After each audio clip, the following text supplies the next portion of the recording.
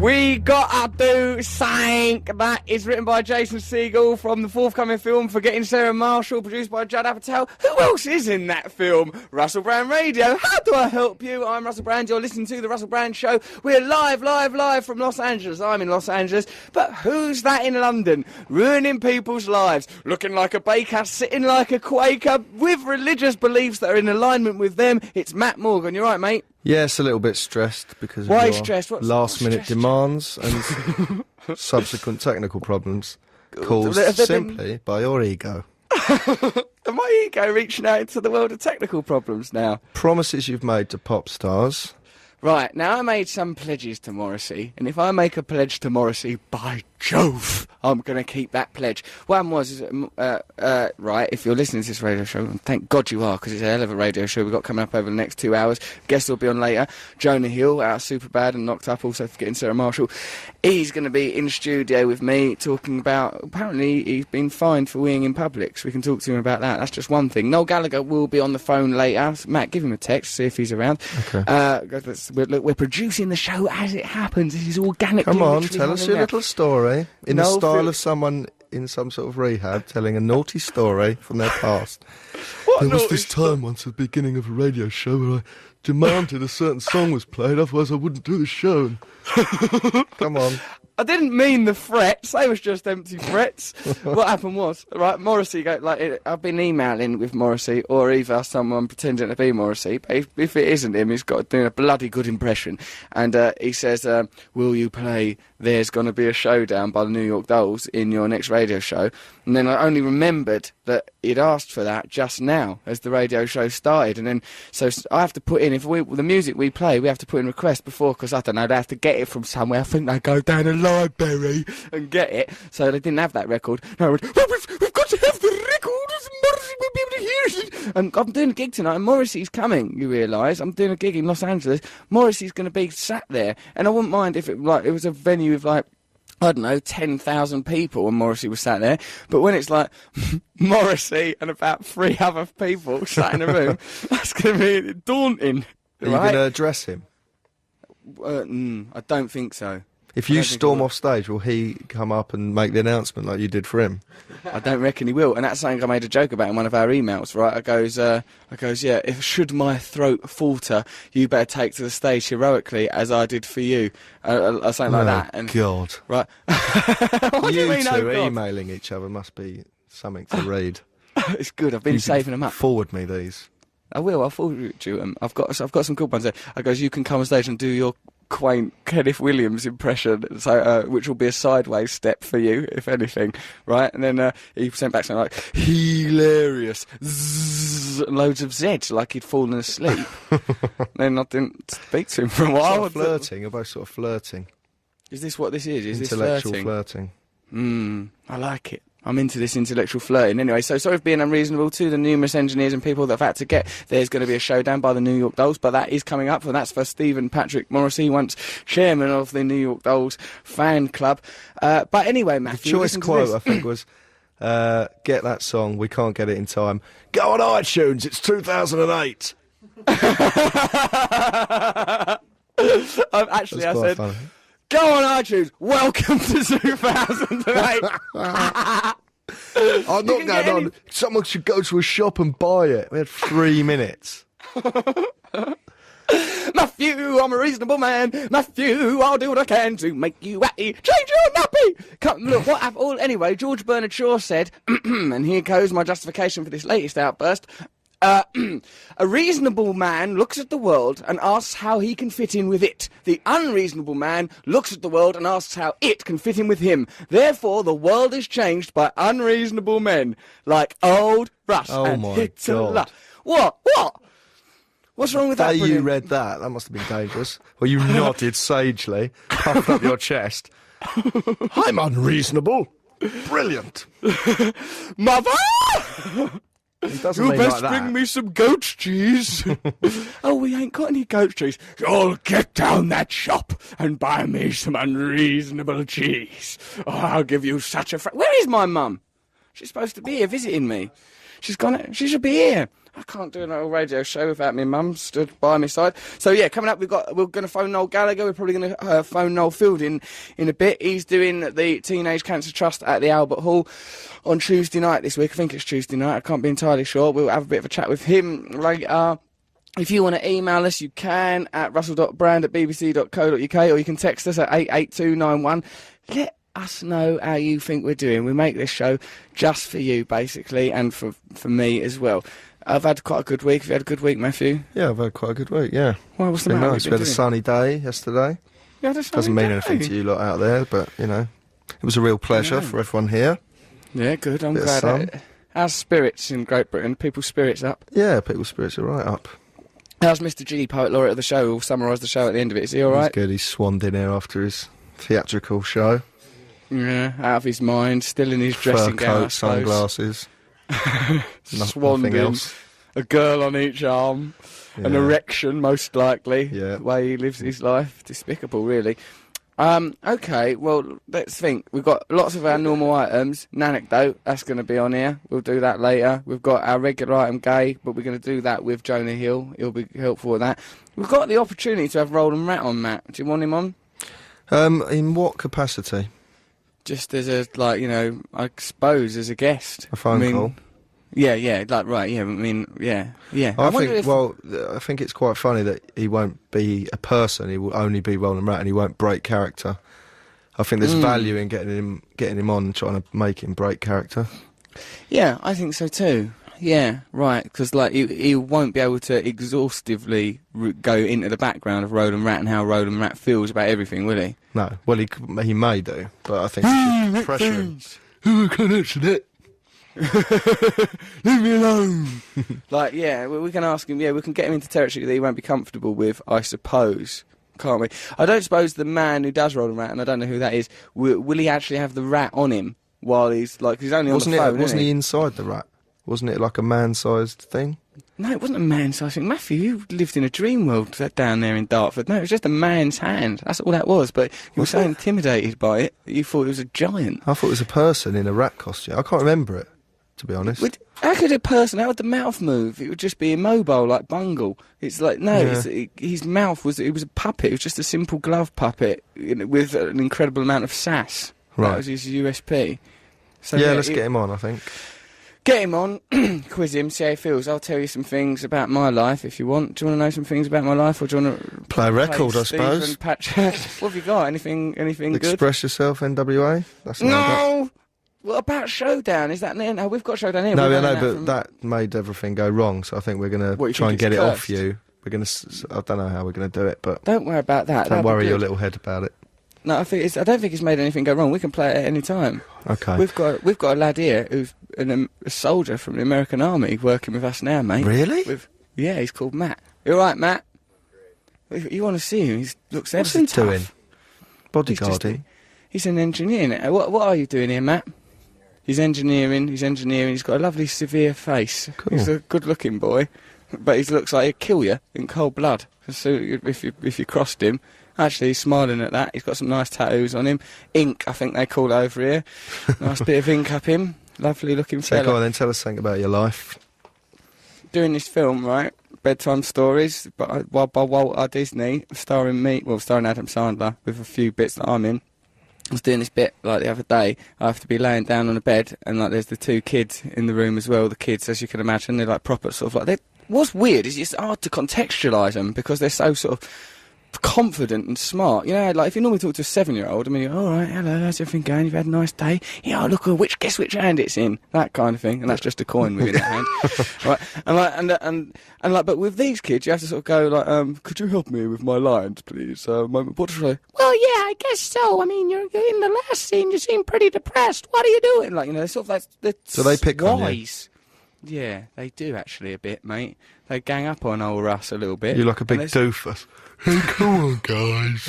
Oh, guys, don't leave me behind. Who's had my sandwich?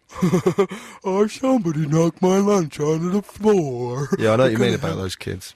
Because how do you contextualise them? How do they get so capable? Even when I was about 18, I couldn't make a phone call without I know. worrying. I mean, listen to you now. Sometimes you make a phone call and it's a shipwreck of a conversation. It's very difficult. It's very difficult to... Yeah. Also, they're like earning money and stuff. They're like little adults. Well, I'm scared of them a bit. And then, anyway, they were there, and Adam Sandler's there doing a bit of acting, and I was off camera, and I had to do a line, give him his eye line and do it like my lines, right? And I was watching him, and he's talking about something like, what, oh, I'm going to be incinerated, oh, and he's talking, like, doing this acting. And I was looking up at him thinking, oh, he's a handsome man, he's a good actor, he's very captivating.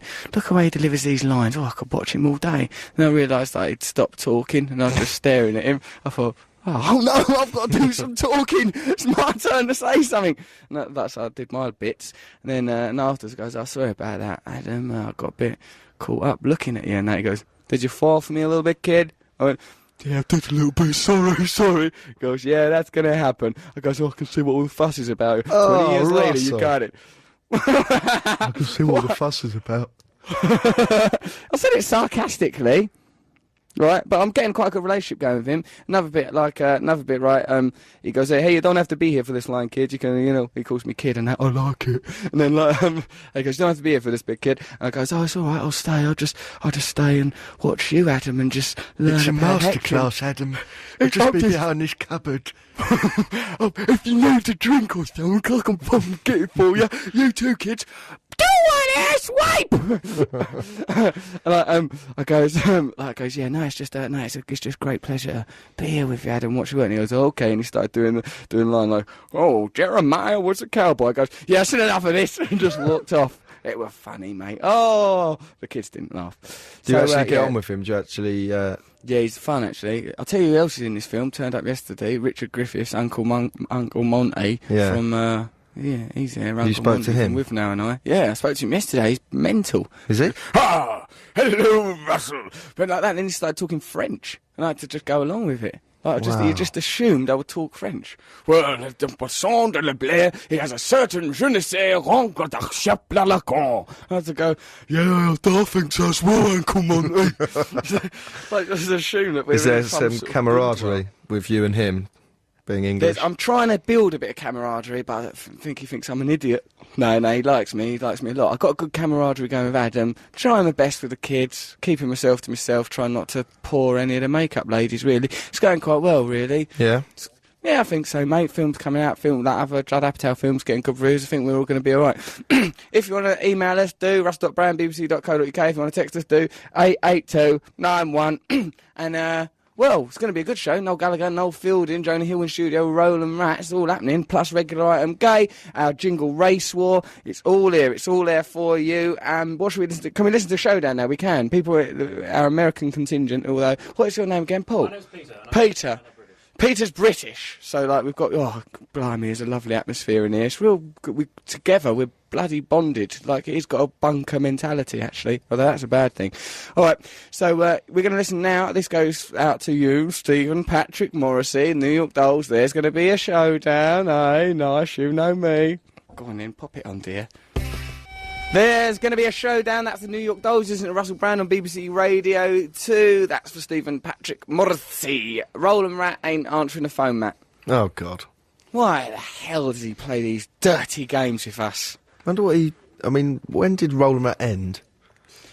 Well, I think he's still very much trying to keep the embers going. Well, yeah. Do you reckon he didn't answer? Hold on, what if he's listening and he heard you saying that you were going to try and quiz him to the point of exhaustion? So that he'd break character. What do you think he's doing? Reading through his notes quickly. Yeah, just... My mother's name was Anne Rat. Got that. She met Dean Rat at a sewer ball. They were crazy, crazy days. Right, let's read... I'm going to read out an email, as a matter of fact, because, fill a bit of time till Roland Rat turns up. This is from Claire Moran. It's called The Wonders of Tit Milk. Dear Russell, your love of all things breast is admirable. Myself being a breastfeeding mother for 4 years... What? How can you be a breastfeeding mother for 4 years? If you keep feeding, you just keep producing milk. Bloody hell. That's how I live. You just lactating your life away. So hold on, so you could get someone who'd not had a baby for, say, 4 or 5 years and they're still knocking out tit milk? Yeah, well, yeah, if they... As long as they... have some... you feel like you were sharing the baby's tit milk. And I don't know if I'll put me off it. I don't think I feel comfortable, my lips clamping around a nipple, if I've, had a mental image of a child doing the self-same thing. Yeah, but if she used, just used the right one for the child and you had the left one. Yeah. Well, I'm having the bigger one. There's no argument about that. There you go. Unreasonable again. That's how the world gets changed, says Georgie Bernard Shaw and Russell Brand. Why don't we have it so that if there was, she could put, one of them, I don't know, some sort of divider in her cleavage, like you'd have on a beach. I don't think you feed at the same time. Well, hold on, I'm not going to play second next fiddle to each other, are you? Why is this top getting priority over me when it comes to the tit milk? You don't even want to drink it. It's probably horrible. I had a bit, it's alright. Oh, yeah, you always gone about that. It was delicious. And here, according to Claire, is some information about tit milk. She has been doing it for 4 years. I mean, that's too young. I was knocked off the breast at about half hour. My mum put vinegar on her breasts. She put vinegar? She weaned me off. No wonder. Oh, look at your personality as a result. Exactly. You've grown up to be a complete idiot. That's probably because of that. You went, oh, here comes a delicious baby. Why? Probably exactly. other kind of... I bet they used other aversion therapy on you as well. Probably. Probably just used to smack me around the face with them in the end. Mind you, that's all right. That can be a real highlight in any day. Dear. Oh, Christ. Anyway, here's some additional wonders of breast milk, according to Claire, who is herself a Hang on, she might have had a baby, that then she had another baby, so she's just sort of been breastfeeding for 4 years. Incessantly. Yeah. 2 different babies. She ain't got some 16-year-old lad coming home from school with B&H in his mouth going, all right, mum, let's get me laughing gear around that. Here's some information about the other things you can do with breast milk. 1, rub a little breast milk into an insect bite to help it stop the itching. But how are you going to ever ask anyone? That won't work. Excuse me, miss, I've been bitten by a mosquito in the most intimate of places. If you'd be so kind, squirt me up, mummy. That can't work. That can't work. Jesus would not let that happen. Step 2, squirt some breast milk into an infected eye. Continue to do this 4 times a day until the infection has cleared up. I will do that. This works well with conjunctivitis. Well, in your own eye? Imagine you self-medicating from your own body. You are Dr. Physician Hill thyself. You've been squirting yourself those milky glasses month after month. There's none so blind as them what cannot see. Because they've got great eyes full of tit milk. Ridiculous. Look at this other option. Does she work these things out herself? Because I think she's just... This woman is a pioneer, deluded. Matt. Why are you calling into question these novel uses of tit milk when all this woman has ever wanted to do is bring about homeopathic cures to minor ailments? Listen to this. Unstuff your nose with a squirt of breast milk. After you squirt it, suck or blow your nose as you would as if using saline. Well, what does that mean? What is saline? Saline is salt water. You should Is that know what that is? Yeah. Saline? Saline solution. Saline's just salt water? Yes. It's got its own word now. Well, Yep. that's lovely. And Congratulations. brine means salt water as well, so it's got 2 words. Saline? Yeah, but you'd never snort up some brine, would you? Get a big snout full of brine? Well, brine's more of a food term, isn't it? Tuna and brine. Yeah, tuna in brine. I remember that. No one's taken away those memories from me. I treasure them. I hold them very close to my chest. Unstuff your nose with it. Okay. That's not... It can't do all those things. It's got no... Matt. It's only a very basic protein, surely. Why do you call into question the glory of tit milk? Is it because you, as a boy, went towards your mum's boobie and got a gob full of Walker's Crisps' sharpest condiment, the vinegar? Soak a cotton ball in breast milk and apply it to your clean face to help acne. Why? I will. Rinse your contact lenses with breast milk. These are lies. Rinse your contact lens with breast milk. This is great if you need a clean lens. You don't have any solution. If you don't, right, so you find yourself in oh no, I'm staying over at someone's house, I've not bought my contact lens fluid.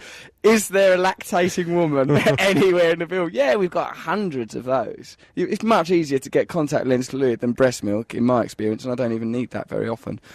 She just likes breastfeed. She likes having milk in her boobs. So she's going around the house going, oh, Mr. Sheen, not anymore. Look at this. Mr. Muscle loves the jobs you hate. Boop, boop. I love it too. Skidding around in tit milk all morning. Her car morning. probably runs on tit milk very slowly. Tired and lonely, a refreshing glass of tit milk chases away the mid-morning blues. Yeah, express a bit of breast milk and apply it to a cold sore. This helps with the pain and speeds up the healing. Drink a cup of breast milk to help it boost the immune system. This is not only great for children, but adults can benefit from its healing properties. Russell, we've got Express Yourself lined up by NWA. I know, expressing his breast it crossed my milking. mind. All you've got to do is express yourself. I'm expressing to clean out my cupboards. Yeah, it's amazing. That is the next thing. Well, we'll dedicate that to this woman, Claire. And I wouldn't mind getting involved with some lactating women, just as a bit of fun. You're on the radio. Oh, God. Okay. Strike that from the record. I didn't mean such a thing. What a ridiculous thing to have ever come out with. Okay, so we'll listen to Express Yourself in a minute. Later on in the show, we're going to talk to Roland Rat. Ain't you got no emails from people what's listening to us now? Hold on. Nick Phillips, the vicar's son, the insomniac, has been made to come here. As pastors as this. Hi, Russell, says Joe Haddo. I've just got back from LA. I thought it was a dump full of homeless people. Love the show. Oh, well, I don't know. Lots of people here seem to have homes. I've been round them. That sounds like palaces of wonder. She went there thinking it was a dump full of homeless people, and then when she got there, she thought, oh, this is nice. I'm going home. Yeah, right, yeah. And I thought it was a dump full of homeless people. Yeah, but now she knows it's a delightful place. It's a lovely place. Depends where you go, though, I suppose. Oh, look at this. Hello, Russell and Matt and G. Matt is right. I, too, remember Roland as a life-size rat, complete with Hawaiian shorts and shades, says Phoebe. Yes, his hands were human hands in hairy gloves. Ugh, get him on the phone. He'll never admit that, though, will he? Because he is Roland Rat. He won't go, oh, I've got human hands. Oh, I ain't got human hands. Oh, my kidneys. Hey, rat veins. I've just got capillaries in there rolling blood about. Hello, says Lucy. My friend told me that she recently found an old lady in a bush. She was on an Easter egg hunt at church. She thought she saw an Easter egg in a bush nearby. When she looked in the bush, she found it was an old woman. How can you mistake an old woman for an Easter egg? Certainly don't smash their skulls in and feast on the gooiness within. That's their brains. When she looked in the bush, she found an old woman that looked like she'd been there for a few days with her eyes closed. She told the church leader, that would be the vicar, I believe, like Nick's dad, and she found out that she'd got lost from an old people's home and they returned her. Keep up the good work, Lucy. That's nice, isn't it? It's a lovely story about an old lady. Very strange. Why? What's wrong with it? I liked it. Because it sounds like she was dead when she found her. But she wasn't. She was just resting in there. She was fine. She got back to the old folks' home. And hold on, this just in. She continues to thrive, that old lady. And the ordeal, if anything, made her stronger. I once, in Southend-on-Sea, as a younger man, had gone out to a discotheque. I believe it was called Tots Talk of the South. Although the only reason it was Talk of the South was because of its shoddy conditions. I came out, and some actual skinheads, such as you might say, like you were trying to cast for some skinheads, right, to beat someone up. These are the ones you'd go for, right, proper skinheads. We was queuing up to get some fast food. Skinheads punched me right in the face. I went down like a sack of spuds, I wasn't knocked unconscious by it, but I just thought, perhaps these skinheads will stop punching me in the face now that I'm on the ground. They looked like they had an objective, do you know what I mean? I thought, now that I'm on the ground, perhaps that'll be enough for the skinheads. It was, actually. They just carried on, ploughing through other members of the public while I lay there thinking about stuff. Yeah, down on the pavement on the Southend seafront. It's like late at night, all dark, all neon lights, all bulbs and the sounds of, arcades. Them 2p pieces being pushed over the edge of a canyon. They always look like you'll get more, but you can't get them 2p's. You ain't gonna fall, never. Then, see why they punched you now. I was telling them about Were you talking like that? 82p's. Look at these 2p's, you alright, mate? Get your kiss your cat. I ain't listening to no more of this. And then out came the old fistickins.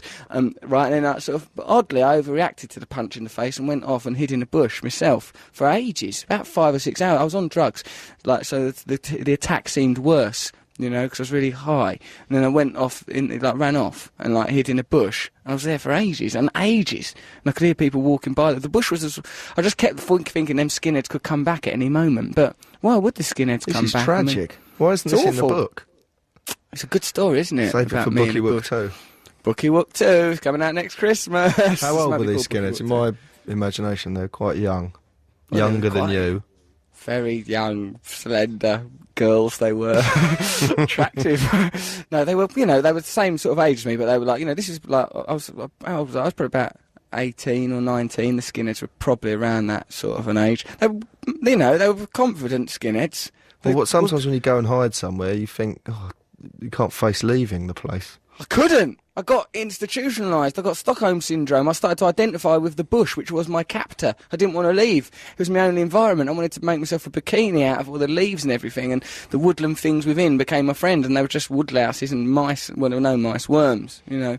I just had to stay in there for a while. In a way, I didn't like it much. I came out eventually, and this bloke, Colin, the cab driver I used to know, who was about mates with, he used to go, all right, boy, like that, and then wind down the window. All right, boy, do you know the lift, boy? Like that, got in a cab with him, went home. The evening got worse from there, let me tell you. I began to long for the company of the skinheads and their simple affection issued through blows. So, people do hide in bushes. That's cleared that up. Thank you, Lucy, for your old lady information. If you've ever hidden a bush, why not email us? Don't email us. We don't need to know about people hiding a bush. One in the Ainsworth, two in the bush. Punch in the face, 4 hours living in a little bush. I had to recontextualise my life as a man in the bush. It was bloody ridiculous. Right, okay, should we listen to a record? Should we listen to... Dedicated to you. Express yourself. Claire, yeah. And to all lactating women everywhere, particularly that one I met once who hadn't even had a baby, was still able to lactate. Yes, but that troubles me. What? She'd never had a baby. Never had it. She was a glorious freak. It wasn't milk. I don't care what it was delicious. All she had to do was express herself. Go on, put it on then, you nitwit. What are you doing? Man, there's a lot of brothers out there flaking and perpetrating but scared to kick. Russell? We seem to have lost Russell there. Oh, bloody hell, hello! This is Russell Brand. Tell me professional earlier, as ever. We are live on BBC Radio 2. How long was Where that did you before? go? Just went to get some... I wanted some coffee. I was talking to Nick Linning on the phone. Whose birthday it is. It's Nick's birthday today. Happy birthday, Nick. Happy birthday to Nick Linning, 31 today, our manager, very kind young man. Got an email here from Roland Rat. You stitched me up and I am listening. Yay! Love Roll. He just signs it Roll. He abbreviates his own name. Oh, Roland, do come on. He won't answer the phone. Stitch him up. We didn't. We were just querying him, weren't we? Yeah. And some say that's worse than a stitch up. Well, listen, just in case you're still listening, Roland, I remember Errol very fondly, Errol the hamster, Kevin the gerbil, a female one whose name I don't remember anymore, but like she was tacked on a bit, I think, to provide balance because the show maybe had a very male air to it, unlike this show, which is a very balanced feminine show. Oh, Roland, come on, mate, answer the phone or call us in. We'll be nice to you, I promise. There'll be nothing weird go on. Matthew, text Noel Gallagher, tell him you want to talk to him in the last half hour. Yep, okay. Oh, right, mate. What are you doing? I bet you're leaning over, drawing a picture of something stupid, aren't you? I have drawn a few stupid things. What have you drawn? There's a little man in a turban skipping, and 4 sort of disappointed parents standing on a hamburger. That's the only way I could describe it. Are they disappointed with him and he's skipping? No, they're not. They live in separate worlds. These are separate universes. Yeah. Cool. All right, fair enough. Okay. So have you got to do stand-up later today? Yeah, I am. I'm doing it in like this little theatre, like 100 people, but like Morrissey's coming, I think Adam Sanders coming. I'm nervous. I feel nervous about it. I've done some stand-up the other week, Greg Proops, with Greg Proops. Remember Greg Proops? Yeah. Whose line is it anyway? Greg Proops. That's him. Greg Proops. That's him. That's him. Hi, nice, hi Russell. It's Greg Proops. Just to be clear. Yeah, that is how he spoke. And he was nice.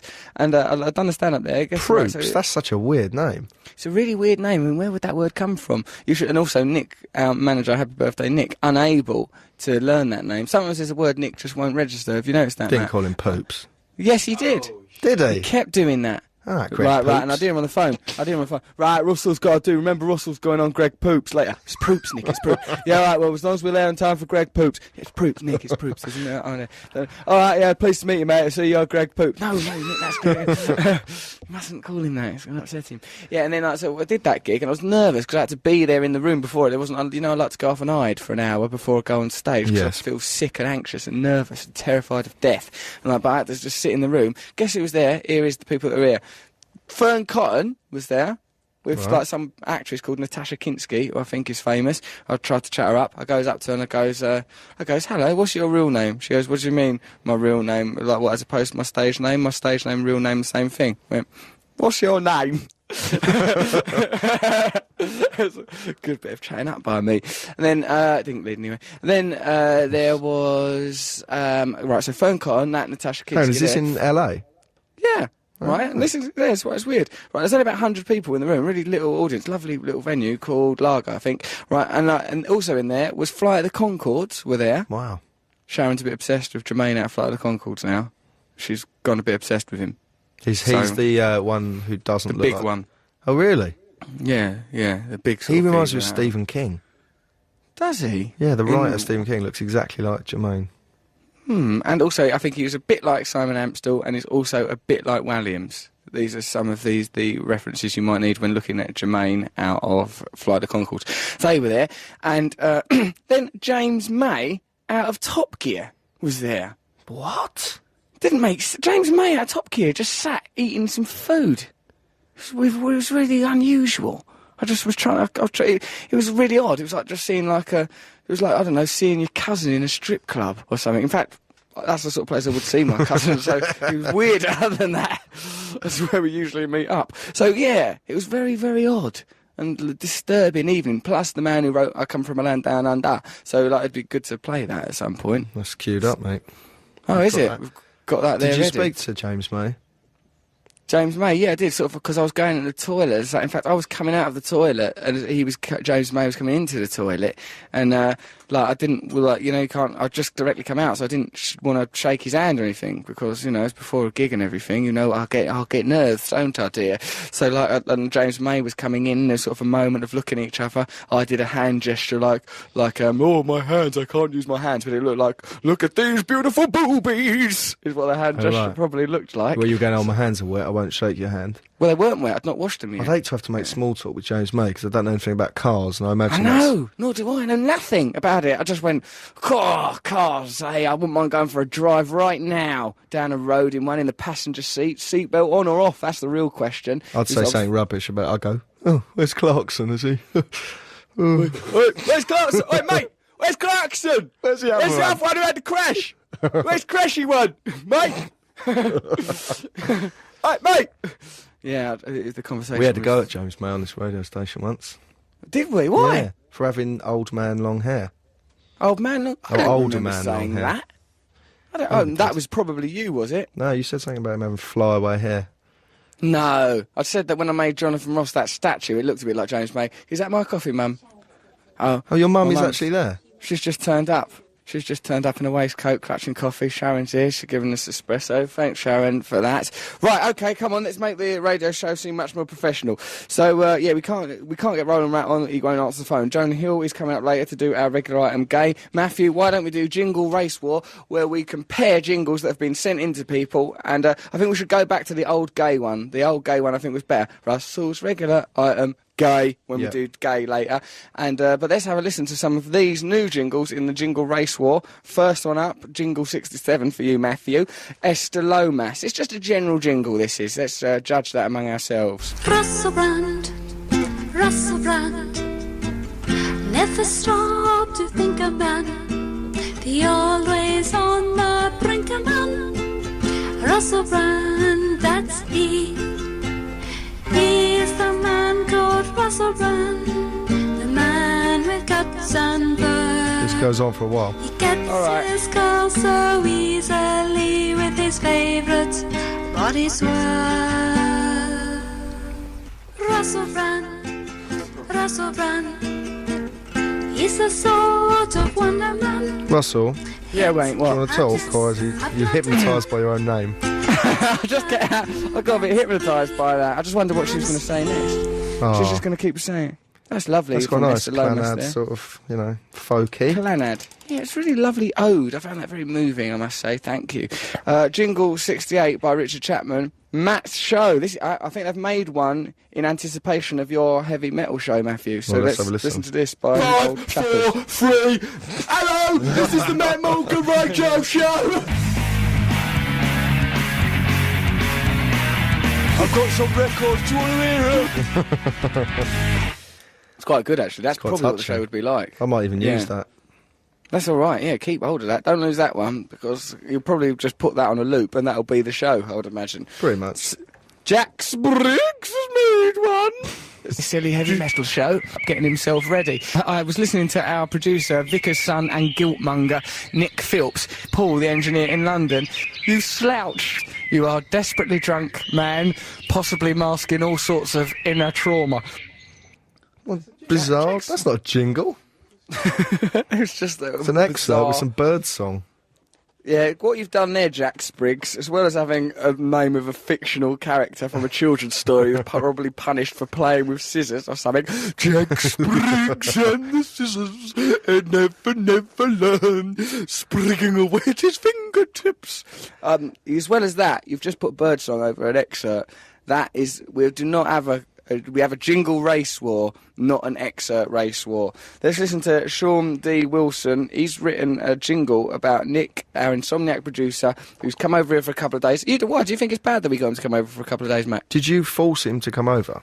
I didn't force him. Let's look at his face. Did you feel forced?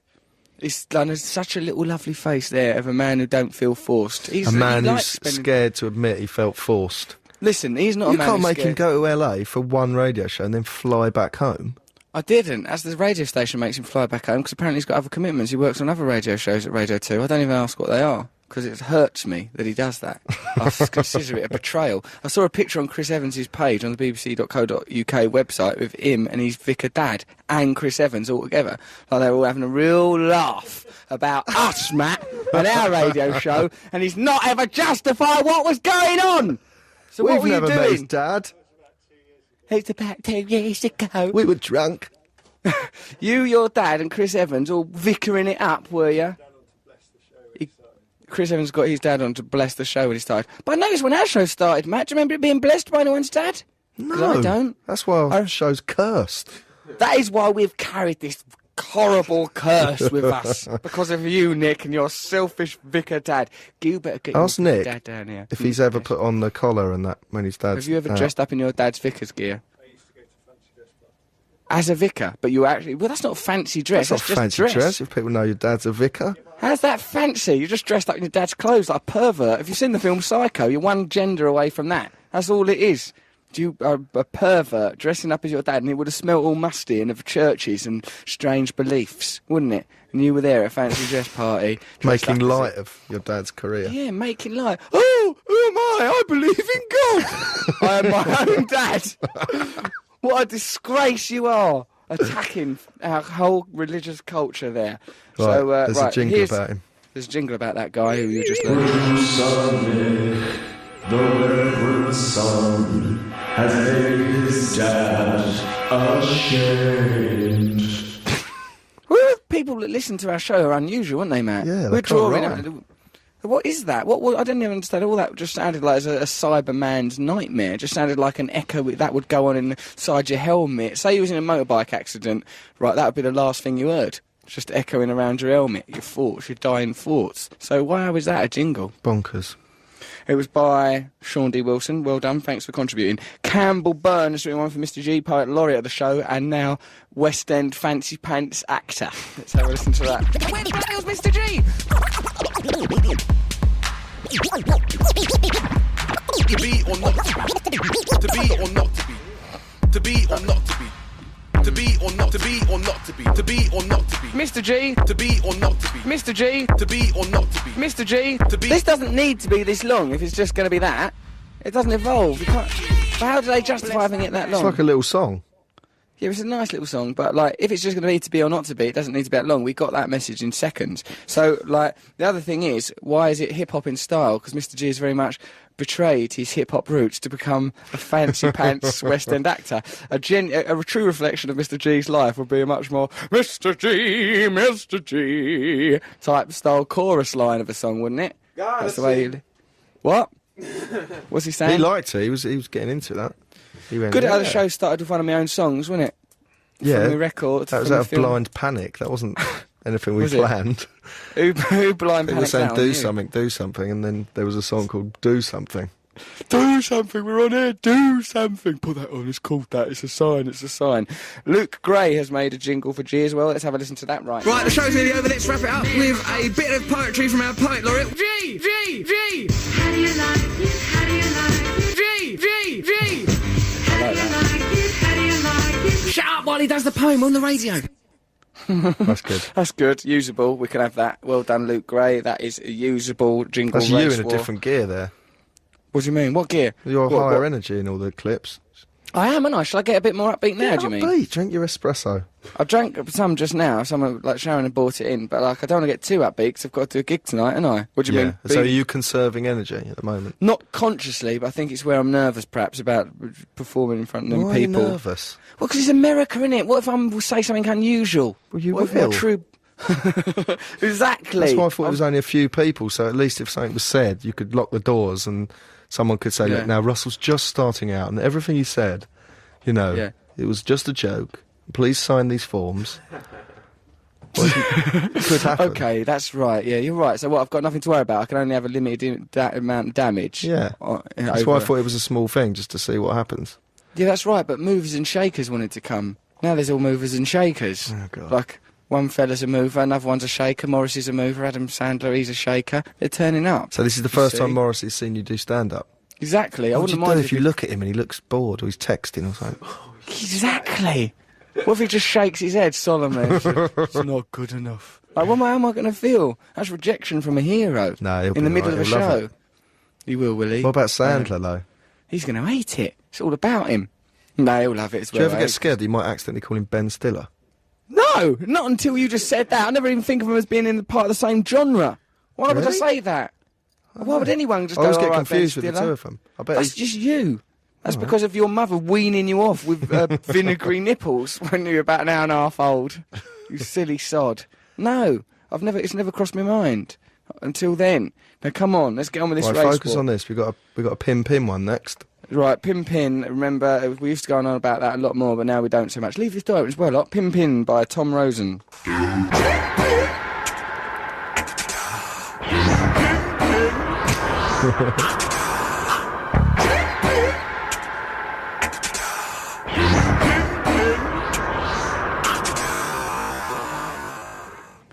That was all right, Pim. That's because you've got an odd attachment to Pin.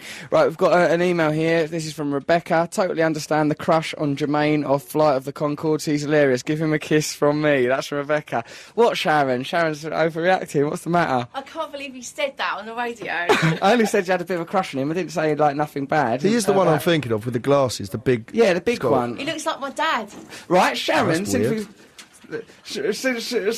we watched it, Sharon keeps watching watching Flight of the Conchords and going, "Oh, I like him. He looks like this bloke Danny I used to go out with. Oh, I like him. He looked like my dad." I go, "Stop saying he looks like people you've used to love, because it's really obvious you're developing a crush on him." She hadn't even admitted to the crush at that point. "I like him. He looked like my dad. I like him. He looked like my pet horse. I like him." She's obsessed with him, Matt. He's a brilliant singer, actually, isn't he? Yeah, they're Got both a really brilliant. good voice. We might be able to get him on the show. When can we get him on the show, Nick Phillips? Yeah, get him on. Hopefully next week. Well, don't let us down. Unless you're too busy, unless you've got to go to a barn dance with Chris Evans or something. Don't put yourself out. Here's Thomas Smith. He's got a jingle about drugs. That might be helpful, because for when we glamorise drugs, we can use that as a disclaimer. Let's hear it. Drugs are bad. Drugs are awful. No drugs are bad. Yeah. Drugs are bad. Drugs are awful. I remember a drug once I done. The heroin. Speed.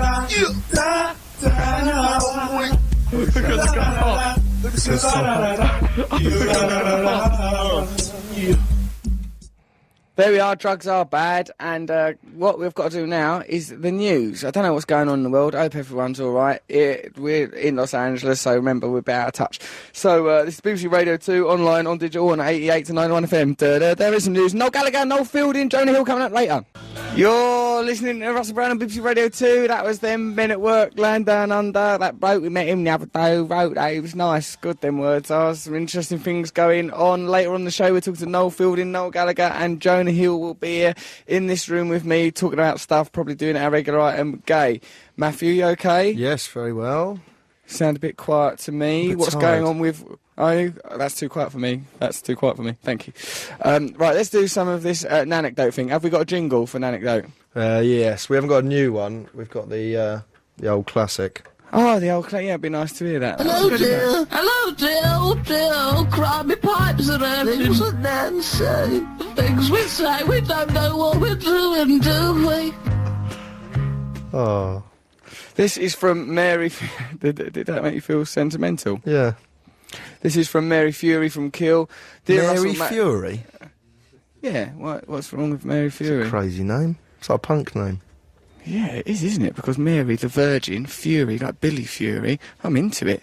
It's a good name for a band. Mary Fury. What is it? As if, like, the Virgin, rather than being sort of passive, doting mother of Christ, is just bloody furious about it all. Or she's both at once.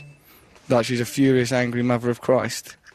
I'd be into that. What are you doing? I can hear you fiddling with something. My phone you? did something then. What did it do? Something untoward. Someone called me and it started buzzing. Move on. What are you doing, writing sexy texts? No. Good chat. It's not my style. It's not your way. Dear Russell, Matt and G, when listening to the show where Matt was drunk, my nan said to me, I hope you never get that drunk. It can damage your livers, you know, says Mary Fury. Mary Fury's nan failing to understand that we have but one liver in her old age, or she may have just mispronounced it. Mary Fury, though, is not a person who's going to look kindly upon any mistake. She'll come down hard. That's part I wasn't of her noticeably drunk. You were noticeably drunk, Matthew. Look, why are we getting emails from Mary Fury then? Why is Mary Fury wasting her time saying you were drunk? It was you quite were difficult slumped. doing this show drunk, actually, because all the buttons and that.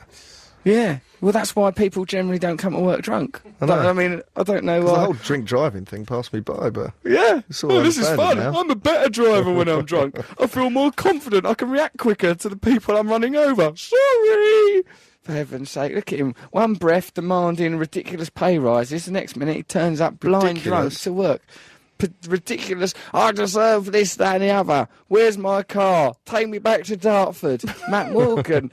You know, and then he turns up there drunk. It's unbelievable. It was, yeah, but we started at 1 in the morning and it was Friday night, so I'd obviously gone out and then come here later. Yeah. You obviously It was a had, low 'cause you was point. Oh, you know, I'm much more professional now. A little stack of papers here. Yeah, what's on your stack of papers? Drawings of a boy in a turban skipping and 4 disappointed parents on a hamburger. That's not a massive step forward, Matthew. And I'm on You acid sat there- this week, you know. I've had different experiences each time.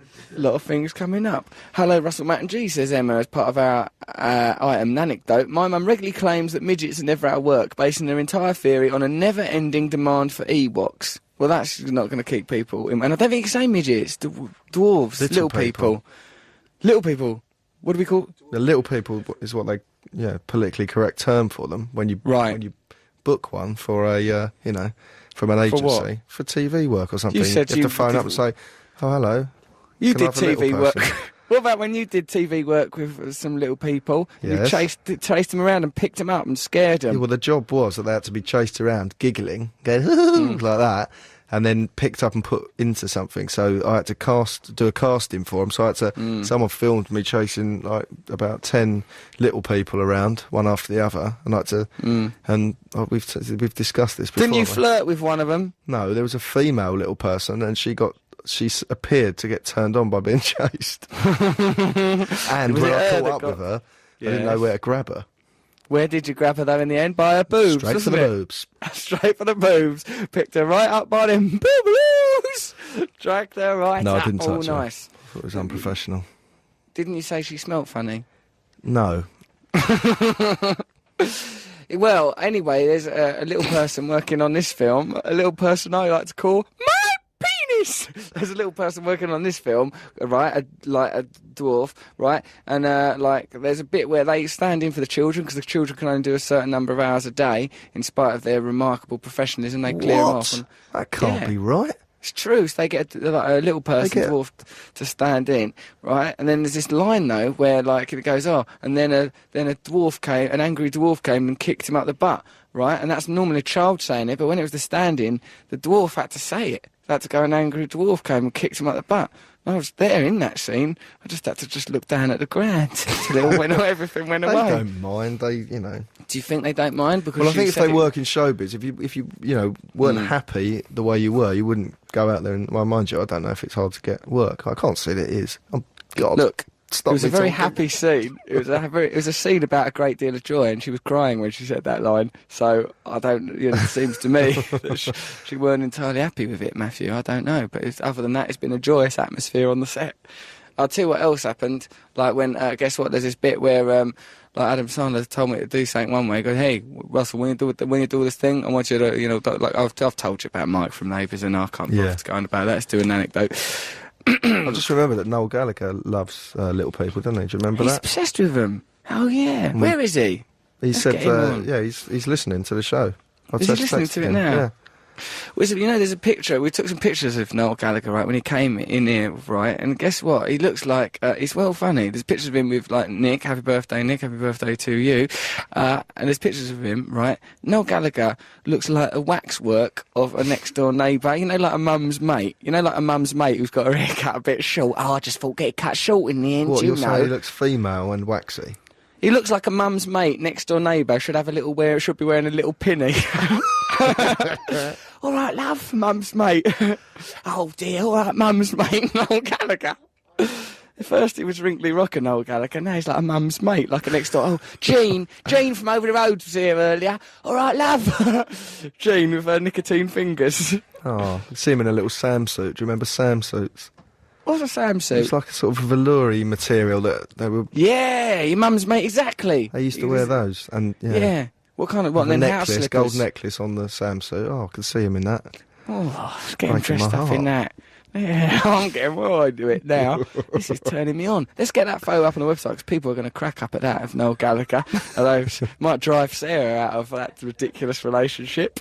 Baby under one arm, then straight into my little lair. Hopefully it's not too late. The feeding will still be going on. Oh, there you go. He'll have something to say about that when the old Noel Gallagher. He hates that kind of abuse. Here we go. Look at this. This is from Panto Jeff in Toulouse. Wow, what a guy.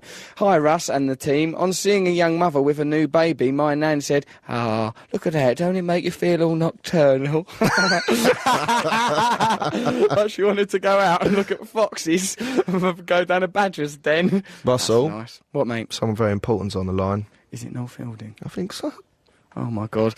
Ladies and gentlemen, we've not heard him for some time, but he's here now, my God. Noel Fielding, are you out and about? Are you all right, Noel Fielding? Hello? Hey, how are you, Russ? You all right? I'm all right. I've adjusted my energy level to be much higher and now find out that you're very relaxed. I'm well relaxed. I'm in a cab on Kentish Town High Street. Oh, Kentish Town High Street. I remember that. Can you imagine? Yeah, I can remember Parading that. up and down looking for prostitutes that I can hurt. That's a joke. Of course I'm not. I'm just going out. Never hurt prostitutes.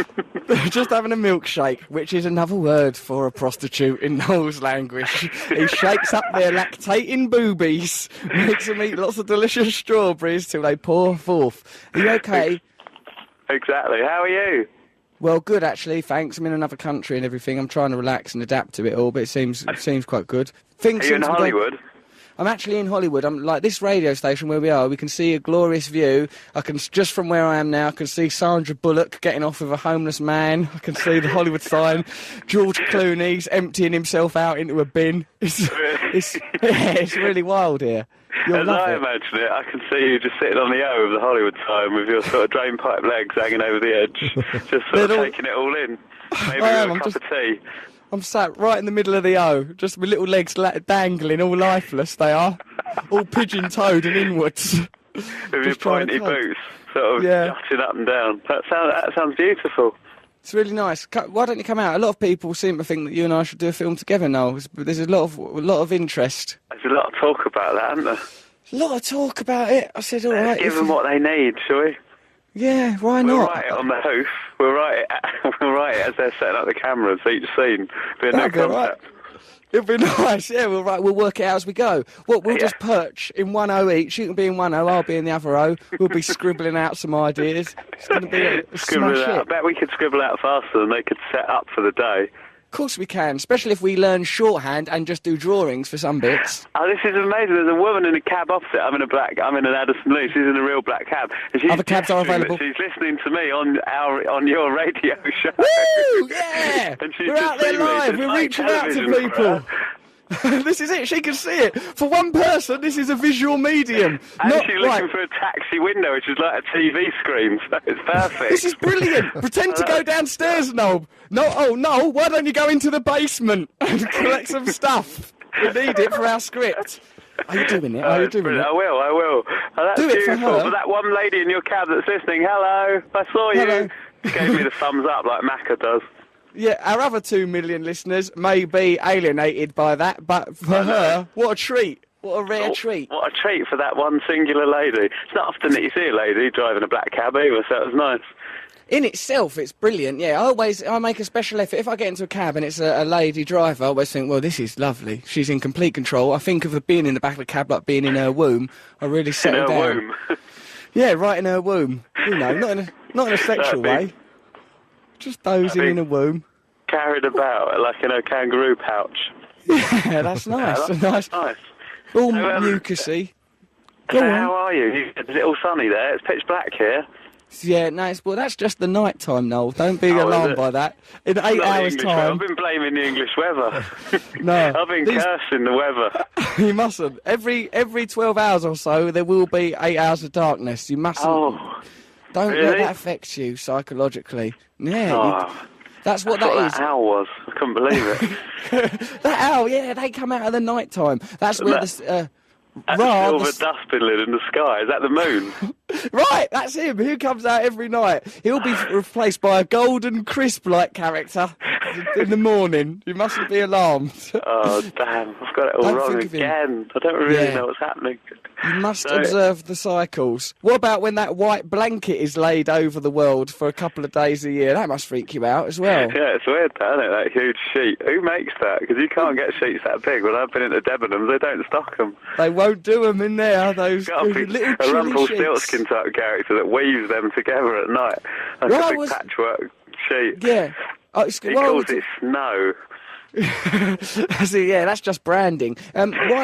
What was motivating Rumpelstiltskin to, like, he made that girl spin all that straw into gold, and he took her baby? How was that entered? He was horrible. He took her baby. Do you remember he put his foot through the floor? I loved that. Yeah, he did put his foot through the floor. It did make me think that you could put your foot through any part of the floor, and that all the floor on the earth was like a stage. I couldn't really work that out. I just thought, what if he weren't he weren't above floorboards, if he was just sort of in a field? How could he have done that? He wouldn't have been able to. That's right. He must have planned it before. Premeditated foot stomping, I called it. Yeah, it's a premeditated foot stomp in any language, that is. So Rumpelstiltskin, the whole crime's got to be looked at in a different light now. Stealing babies, weaving straw into gold, that's just basic alchemy. Then stamping his way into a field is pretty sickening. Stamping his tiny sort of stripy legs. Oh, his legs were horrible, weren't they? Horrible. Like a goth Camden. Sort of Camden Gothic. Ooh, sort of purple legs with little stripes on them. No, you're doing that Teenage Cancer Trust. When is it? Tuesday night? Wednesday. It won't be the same without you. I know. It's going to be. Well, I think you'll be all right though. Have you got any? Who's going to be in it?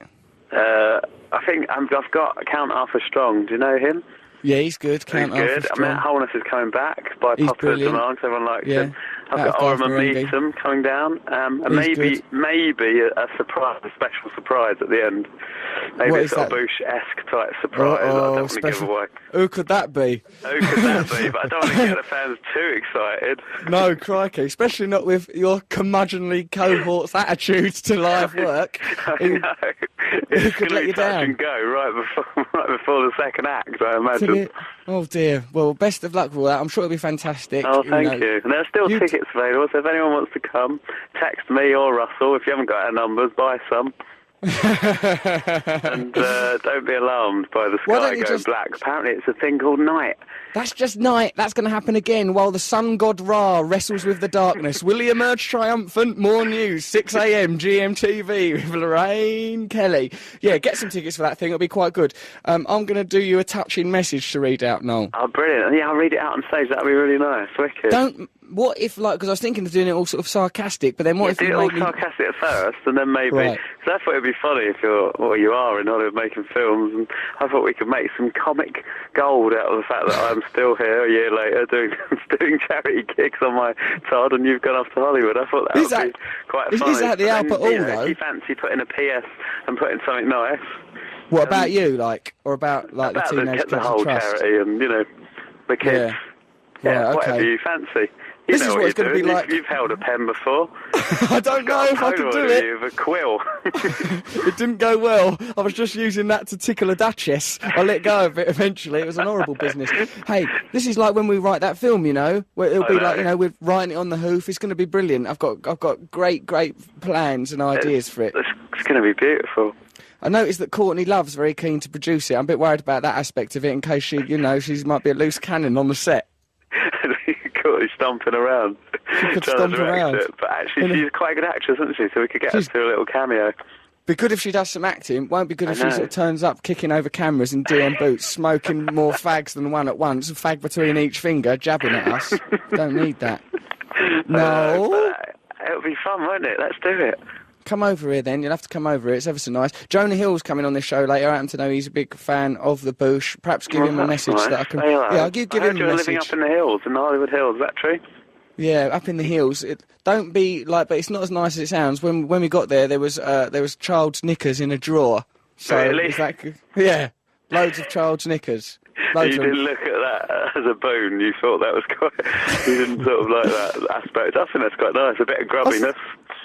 Yeah, it's not. But I saw that as detrimental to the house. You don't want it to be too loudy, Dar. You want to keep your feet on the ground with a grubby pair of child's knickers. I carry a pair of them in my pocket now, like just to keep me grounded. But I'm working on a Disney film, and it led to complications on the second day when I was caught near one of the actors crying. They said one of the actors has made a child cry. Empty your pockets, Mr. Brand. I go, I've got nothing to worry about. That's just a handkerchief. Why is it shaped like a child's arse then?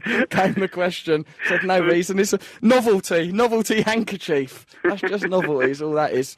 So yeah, I like beautiful. It.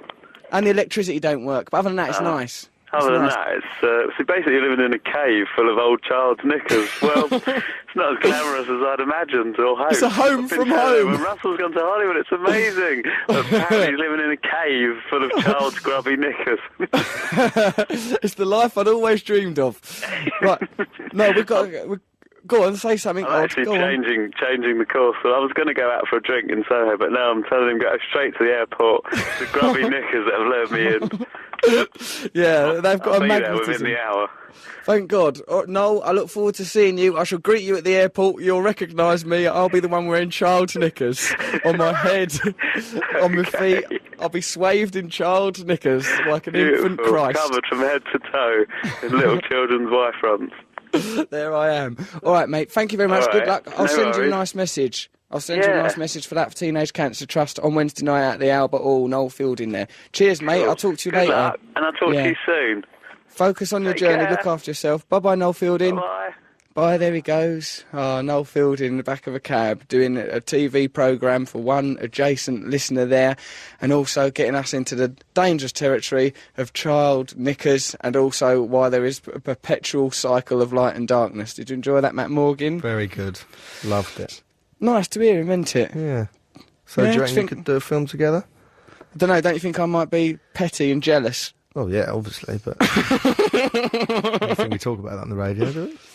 No, we don't talk about my petty jealousness. I'm like a nice man on the radio. Yeah, no, I would like to, because he's a lovely man, isn't he? And he's funny and everything, and when you're off doing something... Would you go through the script with a highlighter and see who had the most to say, and then get a bit... Probably. Have you ever done that? Do you do that? Well, don't bother when I'm doing a film with Adam Sandler, and I'll just every so often have to stare lovingly into his eyes, like, you know, because I'm not in it nearly enough. I had to be interviewed by some sort of entertainment channel yesterday, and they was talking to me like I was a normal person because I'm not famous or anything. So, Russell, what's it like? It must be a dream come true. I bet you have to pinch yourself. I go, no, I don't pinch myself, mate. That's weird. Why would anyone do that? I look like a pervert. Freak people out. It's really, really good. How did you get did it take until they realised you weren't normal? 2 questions. You could see the man sort of something fell over inside him. He was like trying to hold it together because he was all sort of fake tan and handsome and everything, and like sort of trying to do a normal you could tell from the tone of his voice that he thought he was doing a normal television programme, but I hijacked it into madness. Jonah Hill. Jonah Hill's wandered in here in a pork pie hat. He looks adorable. He's wearing a Jonesy's Jukebox t-shirt. How you doing, I'm very well. Welcome, Jonah Hill. Please sit down. Jonah Hill, we're live on air, Jonah. Cool. This is England. This is going to English people, so remember not to say anything unusual. Can you curse on English radio? You can mildly curse. You could say perhaps tits or arse, but don't go into the F and C words. You shouldn't do that because we're live. You'll confuse people. That's like, okay, cool, Yeah. I got it. Yeah. What's up, man? Oh, I'm all right. Just doing my radio show. You just missed Noel Fielding. You know, The Mighty Boosh. Yeah, he was just on there. Big fan. He was as he was doing the show. He was a woman pulled up beside him in a cab because he was in a cab as well. Yeah. And went, I'm listening to you now. So we turned the show into a TV show for that one person. You broke down the fourth wall. The fourth wall went out the window. We were just in a desolate He was wasteland. watching someone listen to him while he's talking, listening to himself. Right, in a way, he could have got himself in a vortex. He's now in the center of the earth right now. Right now. I just spoke to him. He's in the center of the earth. He's very much like Vishnu. He's at the centre of the earth, numerous arms just operating the world. You know what's funny is I drive by here like every day, and it's funny to know that you're in here doing a radio show. That's right. When I drive by. Only one day a week, but actually, oddly, I do come in here just to hang out for the other 6 days. I wish you guys listening in England could see this weird room that we're in. Describe it, Jonah. It's kind of like there's some really shady-ass cracked windows. He's already done arse. The arse and crack were not the same thing. No crack ass. Just cracked windows. It looks like if you had knocked on it a little too hard, you could fall off the 15th floor. Yeah, very easily. There's like a Die Hard building across the street that looks like it's about to blow up or something like that. It's pretty intense in here, man. I don't know. It's and you've walked straight into it. Well, let me just tell you about some of the people here. Yeah. Peter is an Englishman. You've got nothing to fear from him. He covered the English miners' strike in the 80s, so he's a deeply socialist man. That's John Rogers. He's filming us there for purposes that I suppose will be discussed with you. I don't think it's anything weird. He's a friend of mine. He's got 2 fine sons. Is this for the live Russell Brand radio movie that I didn't know about? Yeah. You're the star. We're selling it on your name. And that is Matt. Matt is an American ex-serviceman. Cool. What's up, man? He'll kill you if he has to. Cool. He'll kill anyone if he has to. That's the nature of military life. That's his job. Yeah, but now it's peacetime for us, so he's all right. That's my mum, Babs. This is Jonah Hill. No way. That's your. Hi, nice to meet you. Nice to meet you. That's really your mum? That's actually my mum, yeah. She's nice, actually. That's Sharon Smith. Hey. She's my mate. I met Sharon. Oh, you've met her before, of course. Yeah. It's Nick. It's his birthday today. Happy birthday, Nick. And that's Nick Phillips. He's a vicar's son. His dad's a vicar, Jonah. Oh, cool. Cool. That's nice. And right, come on, let's interview you in a professional way. Oh, no way. Yeah, come on. It'll be good. Jonah Hill is a 24-year-old actor and screenwriter. Let me see that thing. Do you want to be in charge? Yeah. Go for it. Jonah's now in charge of his own interview. It's so funny. The second thing is an arrest. Yeah, that's it. We'll go straight into the... So none of my accomplishments are on here. It's just my rap sheet. Jonah, it says sometimes you're unpleasant. The bar where I used to drink in New York. That's another bullet point on here. Yeah. I'm a big fan of Bob Dylan, according to this sheet of paper. Are you? And I am, totally, yeah. You're interviewing yourself. You might end up in the vortex in the middle of the world with Noel Fielding. I always think it's funny, those sheets, you know? Like, what's on those, like... what you like and what you're interested in. Well, is it accurate? Because, look, it says here you're a big fan of Bob Dylan. Is that true? Definitely. It Love says, Bob Dylan. It says here you were arrested. Are you able to talk about this, or is it damaging? I actually talked about... The only reason anyone knows is because I talked about it on Jay Leno or Tonight Show or something like that. Right. I got arrested for urinating in public a few years ago, and I just pulled over to go, I was in traffic, and I just had to pee really bad. Yeah. And in L.A., because there's like tons of homeless people, they don't really let... Not that I would have been mistaken for, I don't know, maybe. No, but, you're dressed lovely. You're not very handsome. They don't let you just go in and use a bathroom somewhere. No, why? It's so crazy because I think they feel that... You're going to inject heroin into your arm. Yeah, you're going to do something crazy, take a shit on the...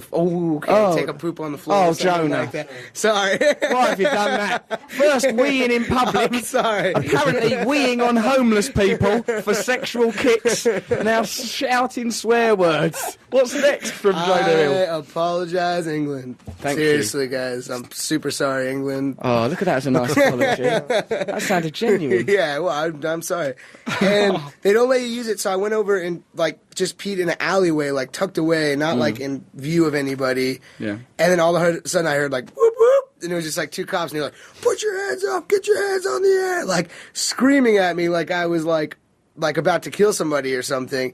And then I tried to deny it, and they were like, "Did you just pee out here?" And I was like, "No, definitely not." And there was literally like an evidence stream of urine like heading towards the cop. Sort of that led back to you, like Hansel and Gretel's trail of sweets. It was an arrow of guilt, just like pointing at me. And the cop like bent down and like put his finger and tasted it. And he was like, "Oh yeah, no, that's urine. He didn't do that. Delicious urine. Oh yeah, it's real. Like we know and love. It's the good stuff. But let's take it directly from the source.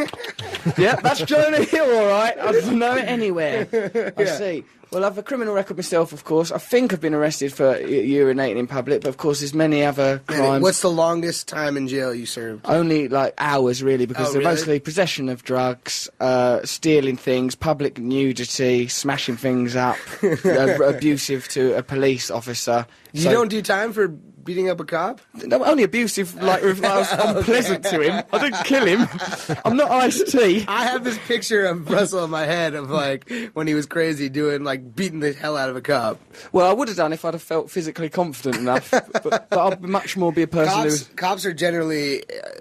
there's like a stereotype that cops aren't in good shape here. That's the general stereotype, especially in the 80s, that they like eat donuts and just hang out. But every cop I've seen looks like he could beat up anyone around him. Yeah, I think so. I mean, if I hear someone is a policeman, you sort of think, right, I don't think let's have a fight with him. He's got over here. He's got a gun. In England, he's got a truncheon. They could be nasty. What's that, like a billy, like that club or whatever? Like a stick. Like a stick. Yeah. Hit you those sticks are hard, man. No, I've held one of those because in Superbad there were like two cops, Seth and Bill Hader, and they were like. We got to play with all their cop stuff. That must have been nice. Yeah, it was really fun. I like hit a bunch of stuff with that club, and it it looked like it could really hurt somebody. What were you hitting? Like there was this car that was all beat up. Like once it blew up in the movie, and they had the stick, and I put two and two together and just kind of started beating up the car with the stick. Did you ever... With Michael Cera. We just did it for fun. It was really fun, actually. I can't imagine Michael Cera doing that because he's very gentle. I can imagine doing that very easily. Mike just like kind of tapped it a little bit. That seems okay. Yeah. Just walked off. But with you, did you ever let go of yourself while beating it and sort of it become about hatred from childhood or anything? Any anger? No, it was more like a fun... Yeah. If I was ever going to do anything like bashing something, it'd be straight up out of fun. Yeah. Not out of anger, I don't This think. is fun bashing. Yeah, this is fun bashing, not I hate you dad bashing. Yeah. This is a different kind of anger, I think. Yeah, because me, sometimes I will let out I hate you dad bashing, and I realise, oh no, I'm in public. It's a little darker. Well, I'm glad I didn't take that turn while we were doing it to be like... The turn of, oh no, now this is just dark and weird and not fun anymore. Because it's difficult to come back from that, for the rest of the people present. Oh, Jonah's gone through the looking glass. But that's like one of the great comedy scenes always, is like, I'm sure in almost every comedy movie there's a scene where some people are having fun and then someone goes a step too far and there's always that moment of like, oh, this is really uncomfortable. It's kind of like the classic setup. It's very much a classic setup and also part of my own life that it used to happen like, oh, come on, I'll be your wild, and then I would usually be the one, and also we could defecate, or maybe, let's touch this stripper's boobs. Right, you've gone too far, get out! It's over for you now. Yeah, that is the most uncomfortable it gets, basically. That's a sex crime. You've done a sex crime.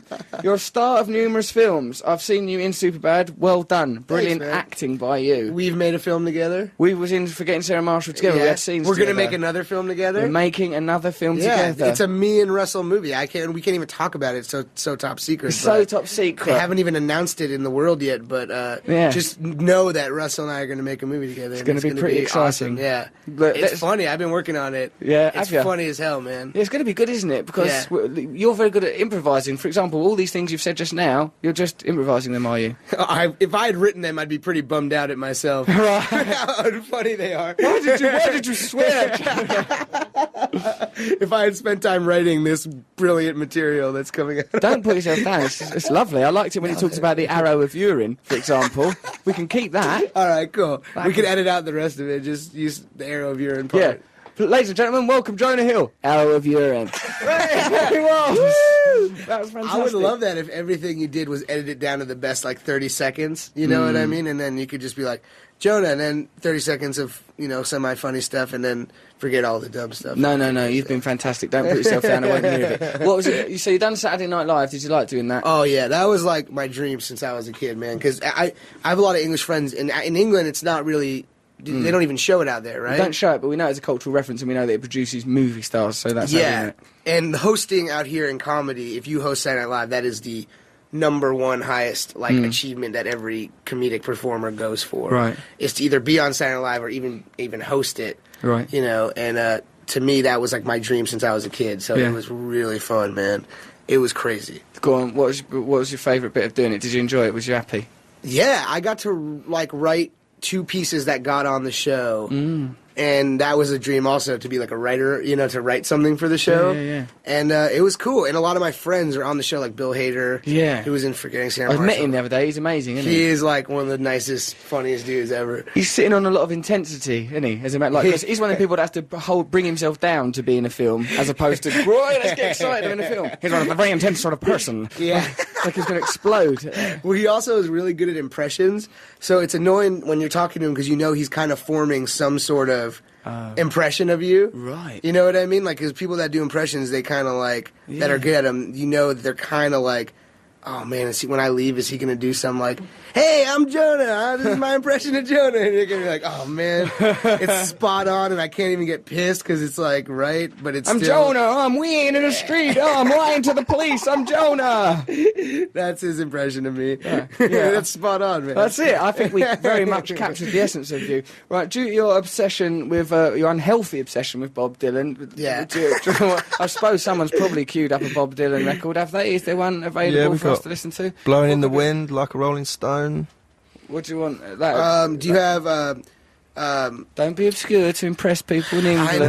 I know. Guys, I'm trying to think of this Dylan B-side I heard one time 19 years ago. I was on a train in Bangladesh. And I just, what a life you lead. No, we could play whatever you want. Any Dylan song's fine for me. Well, it seems that you've got the option of Blowing in the Wind or Like a Rolling Stone. I like Hurricane. I like that song a lot. Right, surely we can get that. That's not an obscure Bangladeshi train song. Can we get that for Jonah Hill? Well, we can't go to it now. You'll have to fill for a bit, but I can fill. Gosh, we could fill all day, dude. Of course we can. What do you think we've been doing? This is all fill. We're filling away. Hold on, there's some more. Let's have a look at these questions that have been written. So do you write questions? I don't write them. He does. The vicar's son. He's an insomniac vicar's son. He comes here. Chill out and write questions. Yeah, like, you know, as you can see, not much of the interview has been built around the questions, has it, Jonah? No, I assumed because you and I are friends that we would just come in and talk and stuff. No, it wouldn't regimented, super formal. Nothing I've ever done really is super. Well, this hasn't been particularly formulaic, has it? I wish you guys could see the sheet. Link 7. Jonah. Well, I mean, some of it might be helpful. Yeah.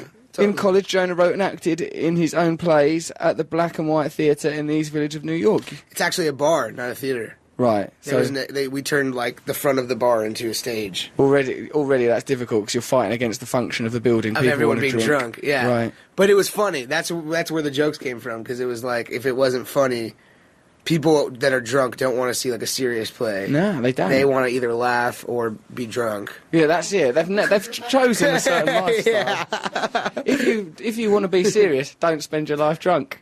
And I was 18 and like very obviously should not have been in the bar. It was very apparent to people that I was not supposed to be there. Because you've got a youthful demeanour, and you were in fact young. I looked way younger than I was when I was 18. I'd say. But I would stand outside, and if there was someone who was 30, like someone, you know, in New York, there's like a lot of these like preppy people that come downtown to kind of like, you know, they want to be like, oh, I'm cool. I'm gonna go downtown and, you know, be with the young people and stuff. Right. But we were all just like broke ass students and stuff like that, you know. So like they'd come down and I would stand outside and look like I was 16 and ask for people's ID that were very obviously like over 30, and I would go, this is crap, get this out of here, you guys can't come in here with this crap. Right. And they would leave, and then my friends and I would just laugh so hard. They go, bro, I'm 34 years old, I could come in here, I'm 34 years old, look at me, I make this amount of money a year, I'm this fucking, oh, whoa, I'm this cool. Jonah!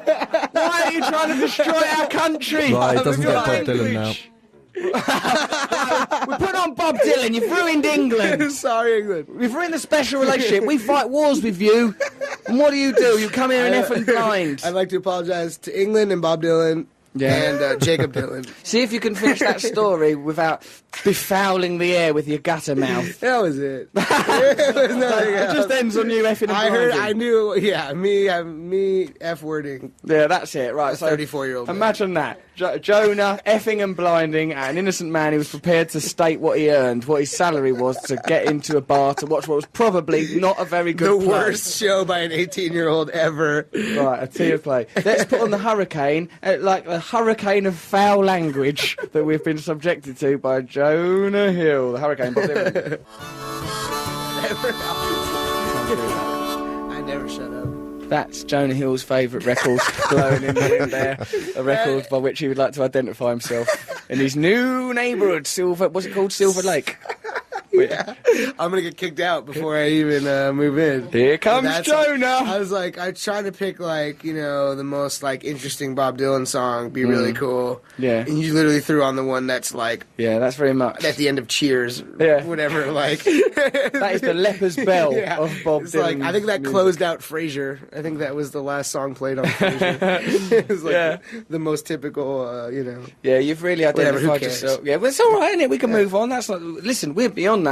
I think if Bob Dylan taught us anything in that song, is that we can choose what our identities are, and that the answer is blowing in the wind. It'd be really funny if, because my whole life I've wanted to have a conversation with Bob Dylan, or tell him something, or have some sort of interesting conversation about writing or something, just learn something from him. It'd be funny if he was in England and learned and turned on the radio right before. He's like, Jonah Hill's favorite song of yours, and then just turned it on and heard that song, and he was like, I'll never trust that guy. Oh, man. I'll never communicate with him. I thought he was a cool cat, man, but he now... doesn't understand me or my work. He's not going to want to have anything to do with you after that. He has his own radio station. He does, doesn't he? He comes on and talks about rain or the weather. Yeah, he does. He does. He's a weather station. Yeah. It's only weather. He's only talking about what's happening ambiently in the It's cold, man. Thanks, keep us informed, Bob. You should wear it. It's jacket weather. Yeah, definitely jacket weather. Maybe something light that you can take off should the need arise. It's not like freezing, man, but it's it's cold, Really obsessed. It's a nip. It's chilly. Right. A scarf or something, Yeah, don't go out on. Don't overdo it. Let's not go crazy, because it'll get warmer. Jonah Hill. Right, we're doing an item now. This is a professional item. Okay. You have a caller, Russell. What, we've got a caller? Is it Noel Gallagher? It is. The second Noel of the evening. The evening's second Noel. Noel Gallagher. Hello, Noel Gallagher. Noel? Why are you doing impersonations of Snagglepuss? That was a good impression. Noel, allow me to introduce you to Jonah Hill. Jonah, Noel, Jonah. Hello. Hey. Who's he? No. He's a bloody famous actor. Don't get all English. He's young. I'm a big fan. He's a fat lad. Oi! Leave him alone! What is that? He's being he's being very English and who is this? What? No, be polite. I'm in studio with Jonah Hill. Behave yourself. I assumed Noel Gallagher would have no idea who I was. It's always an assumption in my heart, but I like your music a lot, Noel, so... Perhaps be polite. Well, thank you very much. Yeah. Well, you've obviously got impeccable taste, I'll give you that. But his favourite Bob Dylan track is, of course, Blowing in the Wind. That's very much what he defines himself by. So you were doing Bob Dylan impersonations.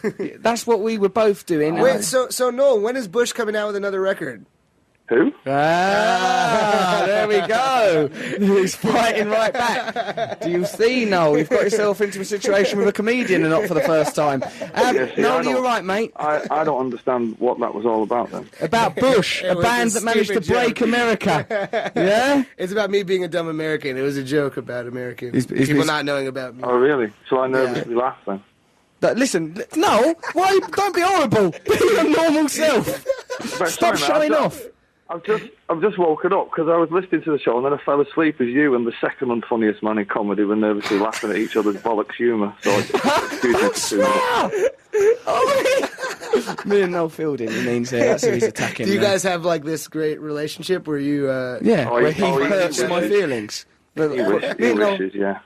Oi, what's that with you? Did you hear the bit where he said you look like a mum's mate next door neighbour? Is that what? Well, it's better than looking like someone's older brother's ugly sister, isn't it? Which I assume that's what you probably look like. Listen, I'll tell you what it is, Noel. You've missed me a little bit, and you can't show your affection because you're too working class in Northern. So it's coming out as aggression. Is that what this is? I don't know what that means. Obviously that's college humour. I didn't go to college because, as you know, I was working down a mine in my teens on heroin. That's how tough I was. You've got squinty eyes, pale skin. I've got lovely eyes, captivating, hypnotic eyes. Are you going to contribute genuinely to the show? Because I've actually missed you. Yes, right. What do you want? You called me. I'm not calling up to contribute anything. You called me. What do you want? God, I think it's Noel's period. No, I just wanted to make sure they called you to let you know I was a huge fan, and I'm glad you're a huge fan as well. And I'm just glad that we share that huge adoration for each other's work, and I just want to throw that out there. It's a lovely connection. Well, you're definitely huge. Yeah. Noel Gallagher. Oi, have you heard my song? Have you heard my version of Have you heard my rock and roll song yet? I played it on the radio show. No. Put a bit of it on, will ya? So that Noel can be in touch with what we're talking about. Which one? Which one? Do something, I think, maybe. Put a So bit you've of been that making music while you've been in the States? Exactly. That's some of us can do that. Yeah. Without fear. Listen to it, it's really good. Put it on, but leave our mics up so you can hear Noel. Try not to swear, Noel. We've got inside of you, Russ. Okay. I might fall asleep again, but, you know, here it goes. This is going to liven you right up. Listen, it's going to blow you away. Get ready. Oh, these ancient skies, I've had these wandering eyes.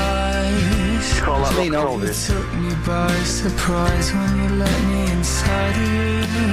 Yeah? Inside of you. Inside of you. You have absolutely no idea, do you? My mum is in the room and she's shocked by what you just said because she thinks, Mum, I've got a good singing voice, haven't I? Excellent. Spoken like a true mother. Yeah, it's really, there you are. It's very good. Anyway, Thank you. Anyway, Joe, how are you? What's this now? What's this I don't attack? know. I thought his name was Joe. Jonah, what's up with you? Are you on drugs? What's going on with you today? Is this what you're like when you just wake up? I'm not on drugs at the moment because drugs are bad, obviously. Thank you. Well done for towing the BBC line. Are you a bit overtired? No, I'm fine. What was the music in aid of? Oh, right, that's from the forthcoming film starring myself and Jonah called Forgetting Sarah Marshall, in which I play a rock star, and in which I've managed to get some lines in ridiculing you, and which by the second I grow more glad of. I'm very happy that I stuck a few lines in there to have a little pop at you, mates. Right, now then, well, should I be flattered? I think I am actually flattered. Yeah, of course be flattered, because it's actually a sign of the deep affection and love that I Well, hold you. when you finally get our new album on vinyl and spin it backwards, you know, and we'll see the hidden message that's in there. There better be a hidden message for me in your album backwards. It just says cheese. Thank you very much, I appreciate it. Let's listen to, let's do our regular item, Gay, where we help people with gay-related problems. Let's have the jingle for that now. Noel, stand on the line, help us with gay. Gay! This week, Gay will be hosted by Jonah Hill, a successful up-and-coming American actor who's been offended by boorish next-door neighbour, mum-mate, look-alike Noel Gallagher. Good evening, Great Britain.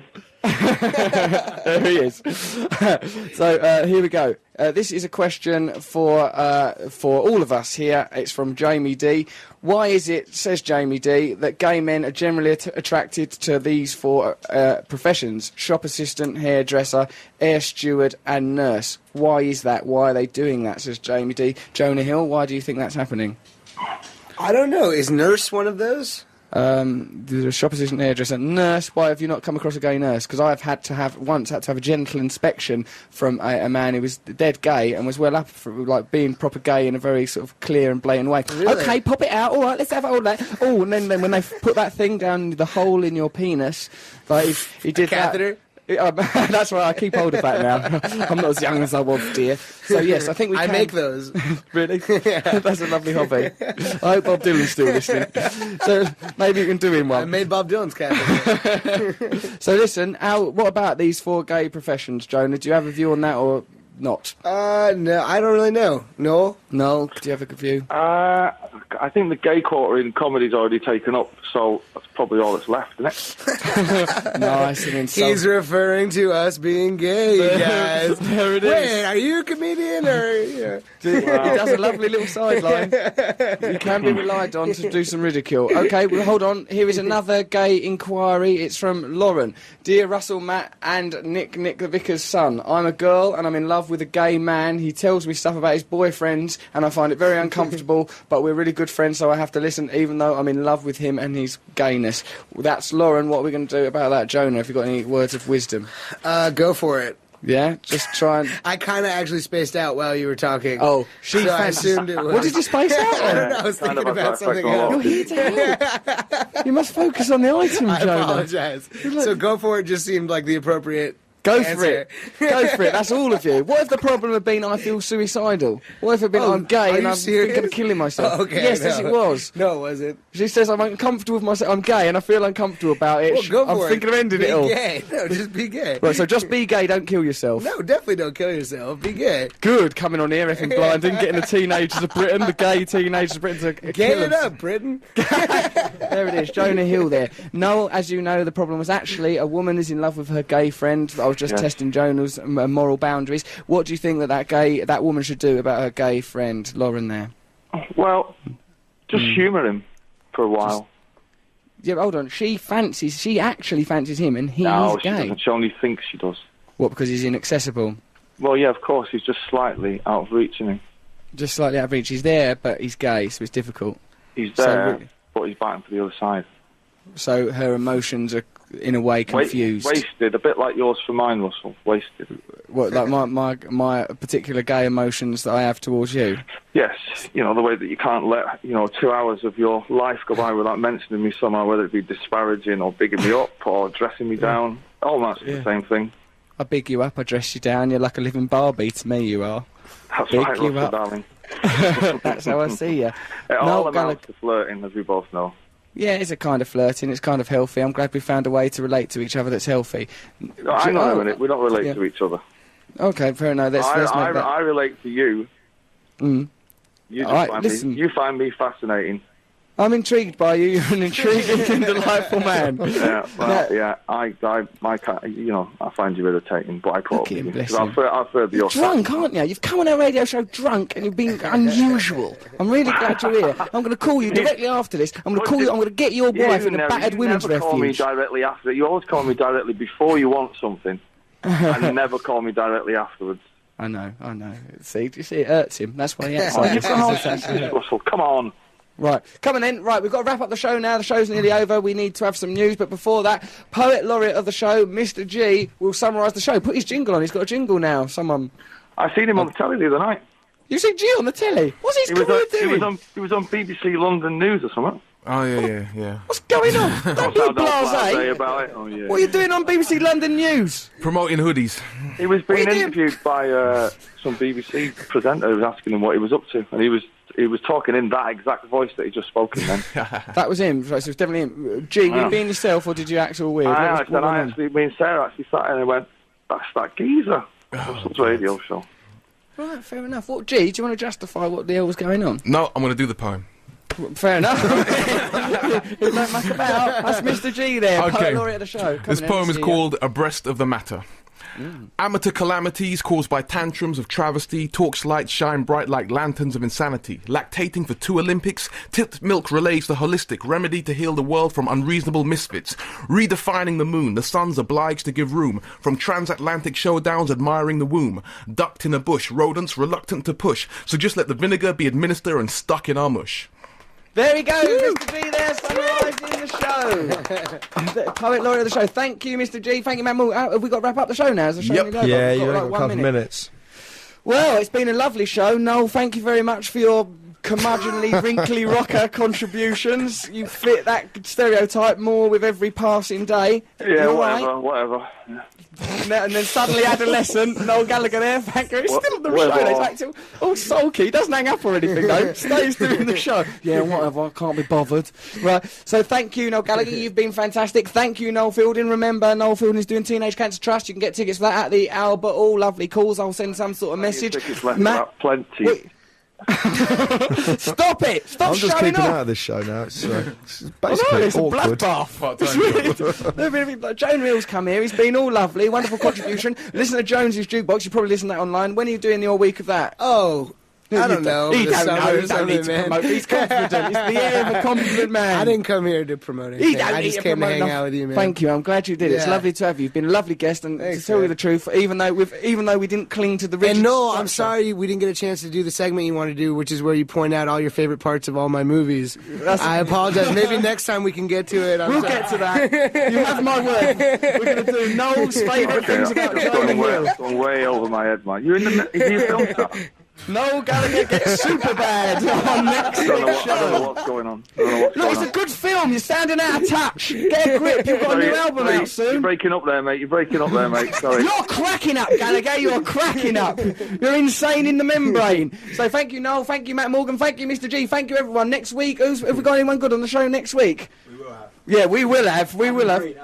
Adam Green's Oh, the friend of mine, Adam Green, man. He knows Jonah. Yeah. He's Concords. probably taken the time to watch a film. Flight of the Concords might be turning up next week. We love Other friends of mine saw him last night. Come down here. You'll Yeah. be very welcome. Come down. We've got Noel Gallagher. We're going to send him some DVDs. Prepare him for it. Thank you very much for listening. We make this show for you. We love you. Hare Krishna. This is BBC Radio 2 online on digital on 88 and 91 FM. Here is some news.